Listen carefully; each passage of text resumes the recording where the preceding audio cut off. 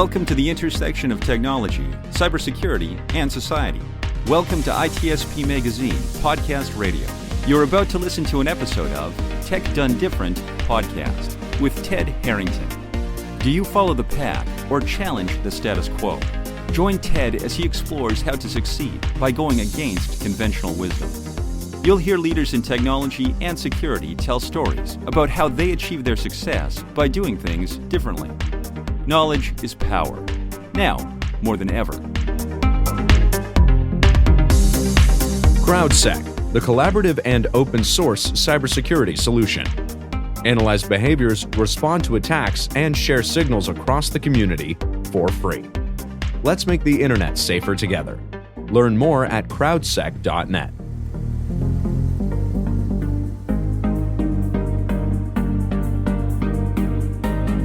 Welcome, everybody, to another episode of Tech Done Different. As always, I'm your host, Ted Harrington, and with me here today is our special guest, Maritza Johnson, the director of a yet-to-be-named center at University of San Diego. Maritza, thank you so much for being here today. Thanks for having me. I'm looking forward to the conversation. Yeah, I'm excited to talk about some of the research you've been involved with and observing. And when you and I were talking about where we might take this conversation, you said this really interesting thing that I was like, yeah, we're going to start there. And so I want you to tell me about this idea. You said users are lazy. So can you tell me about that? Yes. So I want to give a little bit of color. I am a human-centered researcher, security and privacy. So all of my work starts with the question of who are your users? Specifically, bring to mind the people that you need to work with. They're the ones who have the problem that you want to solve, or something that you're doing something in service of. And one of the things that constantly comes up, I think, in the security community is we think that users are lazy. You know, we make jokes about users having weak passwords. We make jokes about people not locking their devices. We make jokes about them falling for phishing attacks because they can't be bothered to check, for the right security indicators and figure out whether they're in the right place before they enter their password. And the thing that I wanted to add to this is that it's not just that users are lazy. I think we're all lazy. Humans are lazy. So yes, users are lazy, but dev teams are lazy too. Software teams are lazy. The designers are lazy. And really, it's not even about being lazy. I think the broader concept here is satisficing. We have some general threshold of what we find acceptable. And as long as we can meet that bar, we kind of go with it. So it's good enough. And it can make it look like we're being lazy when really we're just, it would take too long for us to be perfectionists everywhere. That's really fascinating. And it triggers this idea that I've heard before. And I don't know if this is too far outside of your area of expertise. If it is, obviously tell me. But I heard somewhere along the way that the reason that humans have this trait that is laziness is not actually a bad thing. It's actually a survival instinct, because what we need to allocate our limited resources of time and attention and, glucose to survival. And so what we do is when we see things that's not a threat to my survival, I won't care that much about that. Do you think that is true and that's what's playing out and what your research is showing? Yeah, I mean, I think that's absolutely right. One of the fun things about moving from computer science into, taking a dip into human-centered computing, it broadens your mind into the exposure of a lot of other academic disciplines like psychology, cognitive science, behavioral psychology. And I think we're seeing a lot of developments in other fields that tell us more about how humans make decisions. So if you remember a few years ago, Daniel Kahneman's book, Thinking Fast and Slow, was wildly popular. I think the whole basis of all of his research is, highlighting and supporting these highlights with research of all the different ways that humans have heuristics. We use heuristics and biases to help us survive. And once you kind of dig into the details, you realize that they're actually quite rational. Right? Like, could you imagine if we all had to have complete information before we could move forward? Interesting. We wouldn't do anything. Actually, it kind of makes me think of COVID, right? Like, part of what's been so painful over the past year is that we have so much new uncertainty in our lives. And a lot of the uncertainty is under, there are some risks involved that we don't understand either. Hmm. And when you can't collect the information necessary to make your decision, it's like you feel anxious, right? It's like you get that weird feeling in your stomach where you're like, oh, what am I supposed to do now? Right. Yeah, that's fascinating. And when we think of bias is almost universally described as a negative thing because it prevents certain types of things. But what I'm hearing you say is that the presence of bias actually enables us to behave, just be humans, I guess, and to be able to make decisions and move forward. Is that what I'm hearing you say? Yeah. I mean, it is. Yeah, I think that's one way to think of it. It's definitely true that in today's conversations, when you hear bias, it has a very negative connotation. But I mean, you also hear it in ways like I've heard folks, a positive use of it is, to say, well, I have a bias toward action. It's like, hire me to be on your team because I have a bias toward action, which is basically saying like you're comfortable moving through uncertainty, which in some positions is great. Yeah. So it's really not necessarily a bad thing. Right. That's exactly what I was going to say. It's not a bad thing necessarily. So do we think that if we think about this idea of bias, like for example, confirmation bias, right? Where someone goes into a situation anticipating an outcome and then really only sees the data that supports that outcome. I think generally that's referred to as a bad thing because we have these blind spots now. But is what we're saying here that maybe in fact it's not necessarily a bad thing because it's identifying the data that does help us make a decision? To be honest, I'm not sure. And then I feel like this kind of like starts to like pull on a thread that I've been thinking of a lot lately, which is I think a lot of the interesting spaces we're finding ourselves in lately are very nuanced. And we seem to have a desire to figure out like right or wrong, or is it good or bad? And, like what does it boil down to? Give me the TLDR. I feel like sometimes without having like the full context of, or just more context and kind of more space to think about it, it's unclear, right? So I feel like some biases are like, I guess specifically you asked about confirmation bias. So like in what ways does it serve you and when does it harm you?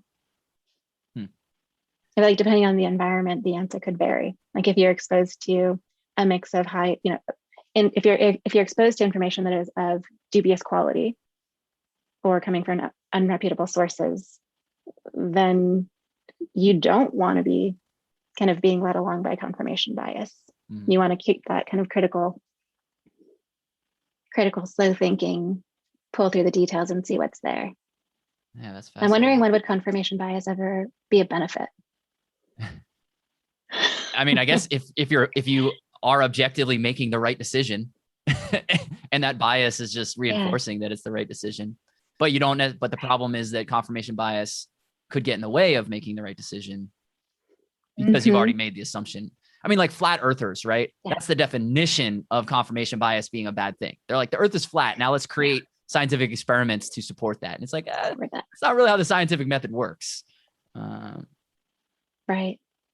So tell me about, sorry, no, keep going. Didn't mean to speak over. I was going to pull it like one level deeper. It's like I think it's undeniable that confirmation bias is a thing that humans are susceptible to. And we do if we're not paying attention to it. And then so I think like to pull it back a layer, then to wonder where, what utility does that serve? So I guess trying to pull it into like evolutionary psychology, like what would be the benefit of confirmation bias? So maybe somebody would argue that it comes down to, like having that strong need to like have a group and to identify with a crowd, like safety in numbers, safety with, your people. I'm not sure. Yeah. I might have taken that one too far. We should probably change. Hey, we're just exploring it.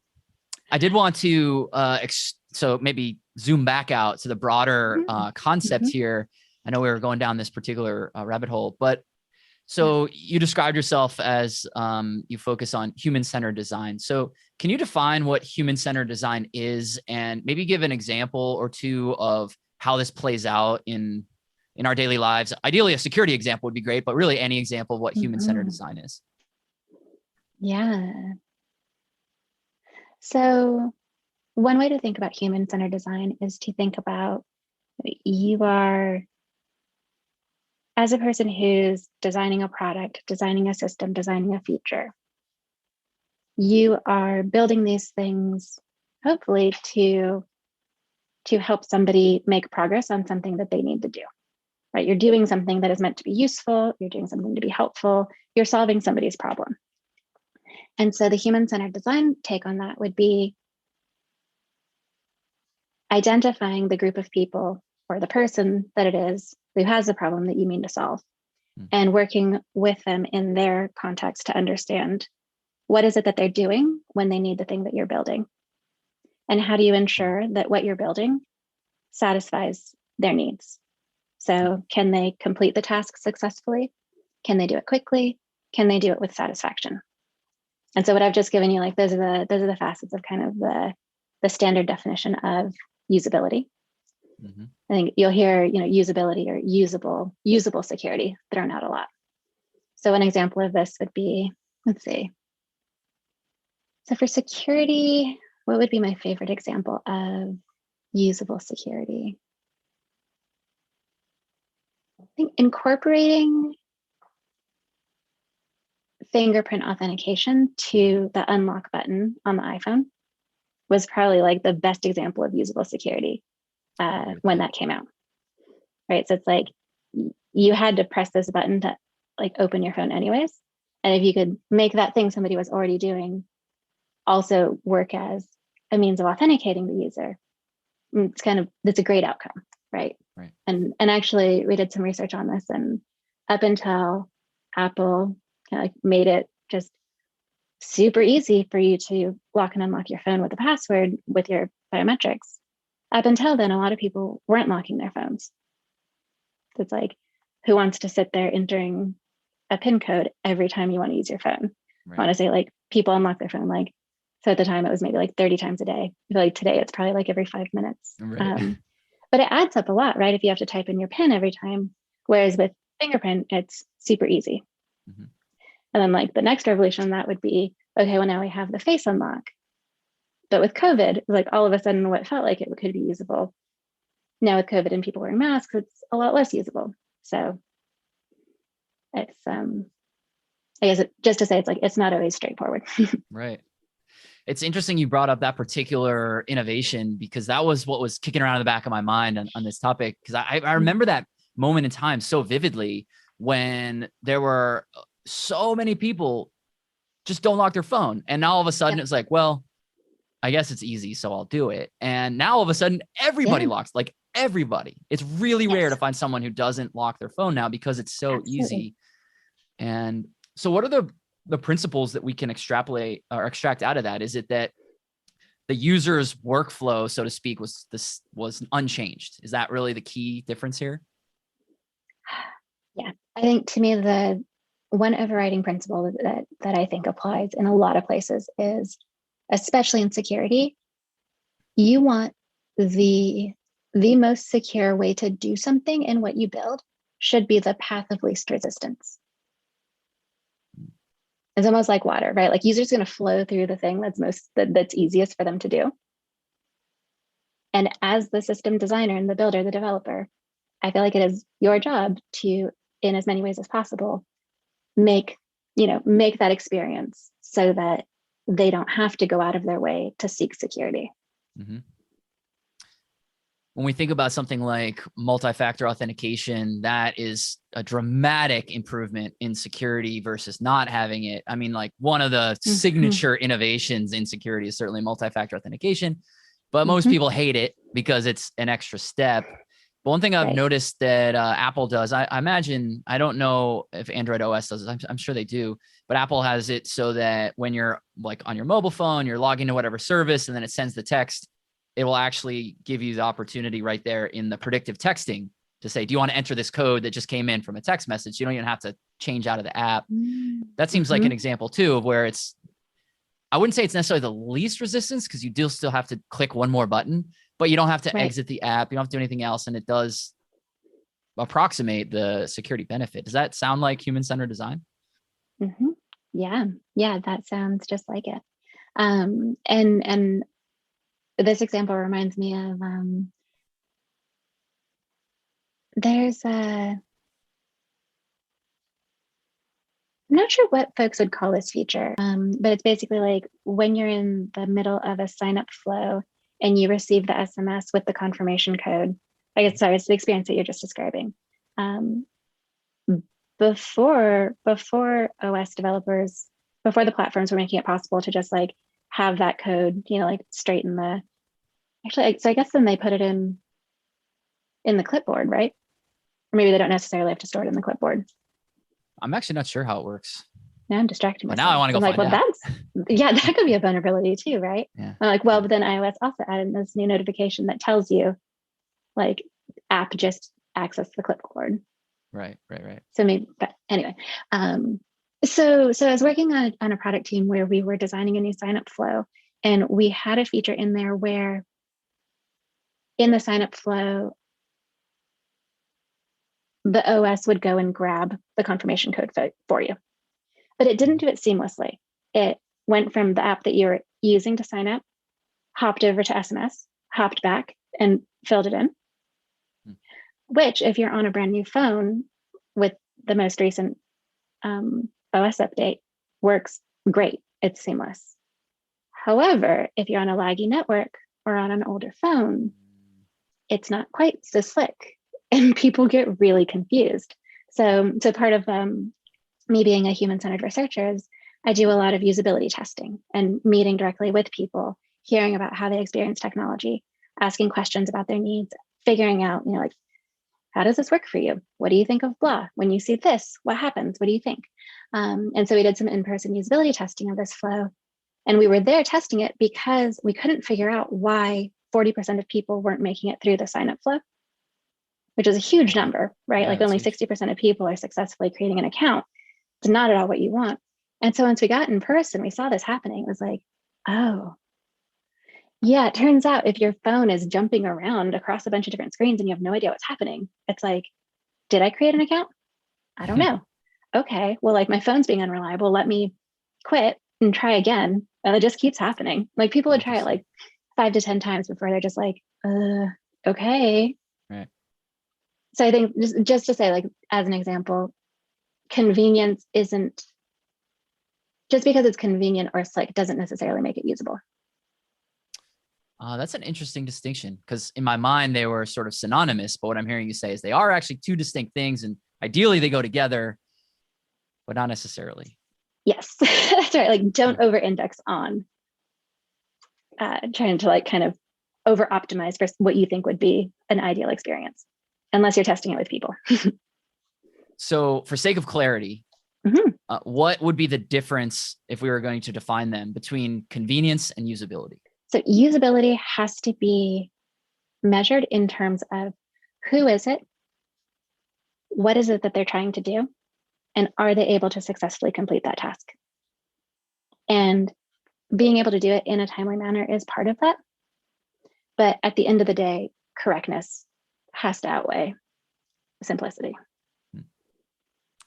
And then even as I say that, it's like, okay, but like for how many tasks that we do, does correctness really, is it the most important factor? So for creating a new account, like correctly creating an account, like that's very important, depending on the account, of course. Whereas maybe, I'm trying to think of an example where correctness would be, you have some like wiggle room. Nothing's coming up for me. Well, I can think of an example where, well, maybe you can analyze this example for me. One of the examples that I think is great when it works is if someone's using a password manager and they have the browser extension installed. And so when they're creating an account using that browser with the extension installed, and they, enter the username they want to use, the password they want to use, and then the password manager will be like, bloop, do you want to create an account in your password manager? And you can just say yes. So all in one motion, you've created the account, you've logged it to your password manager, and you're good to go. That I think is a really great workflow. It is very simple for most users. It makes them actually use security products like password managers, which have their issues too, no doubt about it, but they're better than not using one. But where it bricks is that not every service works that way. And so when you go into that workflow, you just created an account and you don't get the pop-up and you're like, oh shoot, I just created an account. I don't know what the username is or the password because I thought it was going to create there. So what's your take on that workflow? Yeah. Okay. So I'm wanting to pull it back to where we started of like who's being lazy in this case. So I understand modern web development is a huge pain in the ass. It's super hard to make something that works with all browsers. And especially once you're throwing in like a bunch of different browsers and a bunch of different plugins and making sure that everything works. However, for the sake of everybody, I wish that site developers paid more attention to having a standardized workflow for sign-in flows that actually worked with password managers. So I think one of like the canonical examples here would be sites that think that they're doing users a favor or doing something secure by making it by disabling the ability to paste into a password field. Right. Yeah. It's awful, right? Like it's awful. So things like that. I feel like these are, I don't like to play the blame game on usability things, but the blame there is squarely on the folks who designed it. Like you can't blame users for that one. So like I get it, and that's a thing. And so on this one, I mean, all right, so coping in the world where we live, where websites are implementing these forms in a variety of ways, and as a user, we have to cope with it. Then you got to look on the other side. So for the designers of the password manager, how do we make it so that users can easily detect when they're in the situation before it's too late? Oh, that's interesting. So being able to like gracefully recover if you're in uncharted territory. So that'd be one. Going back to the folks who built the website that you're trying to sign into, I think we've seen a lot of changes in password recovery. So when it's easy to recover your password, it's kind of, okay, well, at least I have a way to get through this. Yeah, right. So just an annoying few extra steps, but yeah. Right. But yeah, at least you're not sunk. Like we get calls pretty frequently actually from people who created their cryptocurrency wallets and then lost their recovery phrases. And they're can you come hack my wallet so I can, and we're like, it just doesn't work this way. So sorry. Yeah. But yeah, in that case, there's no recovery. I feel like, yeah. Right. I mean, it in some ways that points to, I think, one of the things that we see often, like this is a reason why I don't wholeheartedly recommend to everybody that they turn on two-factor if it's an option. So if you turn on two-factor for a personal account and don't have a strategy for managing your recovery mechanisms, and I've personally told you to turn on two-factor, you're going to be really pissed off when you get locked out of your account and you realize that there's no recovery option. So I think two-factor in an environment where you have a system administrator who can help you with recovery is one thing. Two-factor for personal accounts where folks aren't understanding the additional requirement that they have a recovery mechanism that they've set up and also maintain it. It's a little tough to recommend as a security person. Right. Yeah, that's actually really fascinating to hear the case against multi-factor, but not about convenience. That's not what you're saying. You're not saying, oh, it's annoying, so don't use multi-factor, which is what pretty much everybody feels about multi-factor. But you're saying if you get locked out or whatever, and you haven't managed the way you're going to recover from that, you might be sunk. That account just might be dead. Yeah, that's really fascinating. It's well, I guess it's one way to reduce the number of people asking me for security advice, but it's not something I want to be doing. So one of the things I wanted to ask you about, you mentioned that you were involved with, you did some research related to Facebook. I think it was around their API and everything was happening with Cambridge Analytica, which, was a big story around the election. Could you tell me a little bit about that research and some of the things that came out of that? I think you were describing privacy as an access control issue, maybe? Yeah, so I was telling you, I feel like I kind of had an interesting path into how I ended up focused on privacy. So I went from general computer science to usable security to finding my way into like, wow, privacy is a fascinating area, and I want to spend all of my time thinking about this and figuring out how we can do it better, which is a bit of a dramatic shift. So the thing that was at the crux of this was when I was a grad student, I was interested in how do people manage security policies. So actually, my advisor, he wrote the book on firewalls, Steve Belvin, and so one of his kind of research interests as it had always been, it's one thing to build security mechanisms, but for anything that you build, people will be managing it. So people will be managing the system on behalf of other people. So you can't ignore the human element. So you're interested in access control. How do people manage access control policies? Turns out when you're a grad student, there aren't a lot of organizations that are interested in sharing their potentially buggy or insufficient access control policies with grad students. And so I had to find a different way to explore the problem and to measure it. So this was back in 2010, 2011. And I was working with an undergrad, and we got really interested in, so Michelle and I got really interested in whether or not people were like, are your Facebook privacy settings correct? So at the time you were using Facebook, people are sharing photos, posts, a bunch of different content. So if you think about it, your friends in your Facebook network are the subjects. You have the content that you've shared on Facebook as the objects. And you had a little bit of control to say who could see what or who could comment on what. And so we were wondering, are people correctly managing their Facebook privacy settings?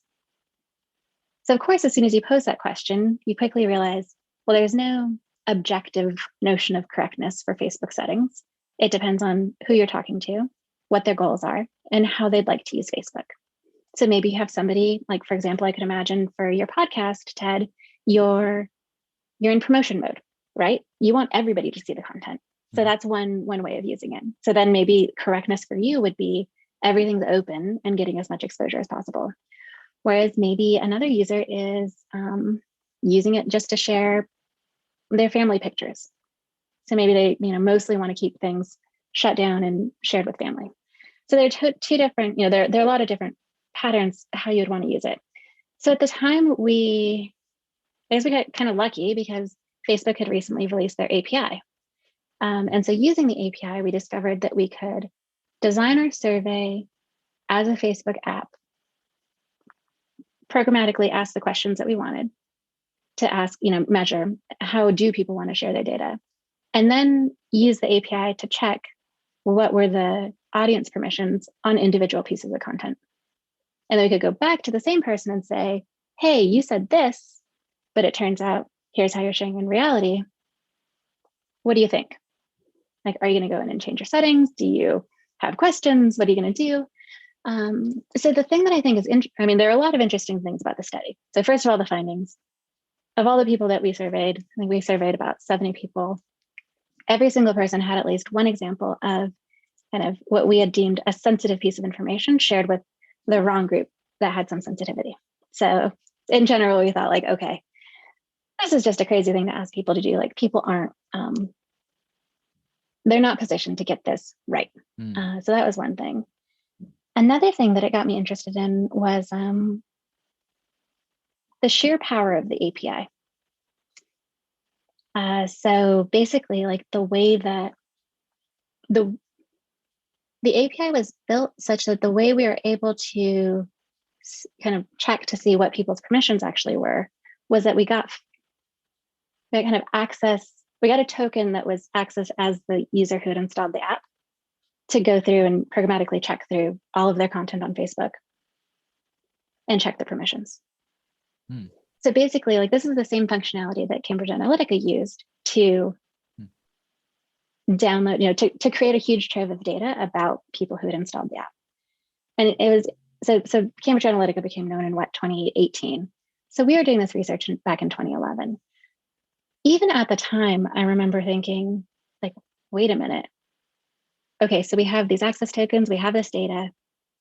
We're security researchers, so we know how to do this properly. It was a study that we got reviewed by the Institutional Review Board at Columbia, which is the research ethics committee. And they're there for human subjects research. You're collecting data about people. They're there for the protection of human subjects. Mm-hmm. And when you're doing an online study with a lot of data, one of the things that they would advise on would be, are you adequately protecting that data? And I remember it was of course a big conversation for the research team, Michelle, Steve, and I, to talk about how are we doing this? What was our plan? What was our security plan? I remember being like, okay, Steve is fantastically well-known person in the security field. He's literally graybeard. Like, not every research team has a security expert on it. It's like, there is no way that these studies of this flavor, which were getting pretty popular at the time, there's no way there's adequate security mechanisms and protections in place for the data. So then, fast forward to 2018, Cambridge Analytica happens. And I'm just like, oh yeah, like, I'm sure that there are more examples like that out there of researchers collecting data and not having an adequate data protection policy in place. But yeah, kind of a lot in there. Right. It kind of like set the scene for the rest of my career. It's just like, there's a lot here. There are a lot of decisions being made that have implications. There's so many elements and themes that come out of that I think are really fascinating. But maybe the first one to observe, I guess, is this idea that in the pursuit of security research, you identified a problem, and that problem, and when you were doing it, it was research. And so in essence, hypothetical. It wasn't hypothetical because you proved that it was a problem, but no one had necessarily exploited it to your knowledge. And then fast forward not that many years later, and all of a sudden it's like this catastrophic problem that really, in essence, undermined our democratic process. And in so many ways, the reason I want to point that out is that I feel that a lot of times what happens with security research is the subject being researched is like, no one would do that. Yes. Yeah. Right. But they do. But then they do. Yeah. Exactly what you just said. I feel like that was like in the air with the Snowden revelations, right? Mm-hmm. And it's like, there were a ton of security folks sitting around being like, yeah, in my wildest dreams, I kind of thought this sort of thing was happening, but even for me, that was a little too like tinfoil hatty. Yeah. I was like, no. Turns out it's a thing. Fair enough. That's funny. Well, Maritza, you've been awesome. Thank you so much for sharing all of these insights and wisdom. I'm super fascinated by the concept of human-centered design. I'm definitely going to read up on it now that you've triggered so many thoughts in me. As we finish up, is there any last thing that you want to leave with our audience? Oh, it's a great question. I'll leave you with two things. So I have two current projects that I'm really excited about. One is this new center that I'm starting at USD. So it is data science, AI, and society. And I'm really excited to kind of create a space where we're having a rich conversation about the adoption of technology. So how do we make it accessible to more people? How do we bring in more voices? How do we, I think really change the trajectory that we're on? So look forward to that space, and yes, follow me on Twitter or check out my website for updates. Actually, I'll leave it at that. It's good. Awesome. Well, I'm excited to hear how it goes. And as a resident of San Diego myself, I want to come check it out once you got it going. So thank you so much. I would love that. Yeah. We'll connect for sure. Well, thanks for being on the show, and thank everyone for listening. If you want to learn more about what Maritza's up to or request to appear on the show yourself, just go to tedharrington.com/podcast, and we'll catch you next time. CrowdSec, the collaborative and open source cybersecurity solution.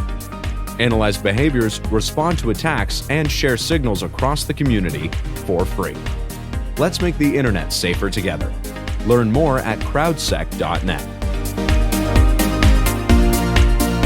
We hope you enjoyed this episode of Tech Done Different podcast with Ted Harrington. If you learned something new and this conversation made you think, then share itspmagazine.com with your friends, family, and colleagues. If you represent a company and wish to associate your brand with our conversations, sponsor one or more of our podcast channels. We hope you will come back for more stories and follow us on our journey. You can always find us at the intersection of technology, cybersecurity, and society.